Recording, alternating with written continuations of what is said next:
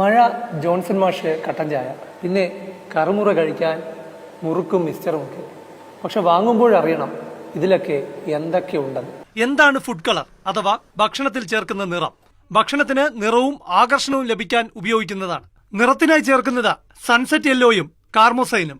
അൽഫാമും ചിക്കൻ 65 ഒക്കെ തട്ടിവിടുമ്പോൾ ഈ സൺസെറ്റ് യെല്ലോ ഉണ്ടാകുമെന്ന ബോധ്യം നമുക്ക് വേണം. കാർമോസൈൻ ക്യാൻസറും ട്യൂമറും ക്ഷണിച്ചു വരുത്തുന്ന രാസവസ്തുവാണ്. സൺസെറ്റ് യെല്ലോ ശരീരത്തിലെത്തിയാൽ ദഹന പ്രശ്നങ്ങൾ ഉണ്ടാക്കും, അലർജി പ്രതീക്ഷിക്കാം, കുട്ടികൾ ഹൈപ്പർ ആക്റ്റീവ് ആകാം. ഈ ശർക്കരയിൽ മായം ചേർത്ത നിറമുണ്ടാകും. പേര് റോത്താമിൻ ബി. നാഡീവ്യൂഹത്തെ തകരാറിലാക്കും, ആന്തരിക അവയവങ്ങൾക്ക് ഹാനികരം. ജീരകം, മൈദ, മുളകുപൊടി, പുട്ടുപൊടി, ആട്ടപ്പൊടി ഇവയൊക്കെ വാങ്ങി നമ്മൾ വീട്ടിൽ ആഹാരം പാകം ചെയ്യും. അപ്പോൾ നമ്മൾ കരുതും അതെല്ലാം സുരക്ഷിതമാണെന്ന്. അങ്ങനെയുള്ള ചിന്തയും വേണ്ട കേട്ടോ.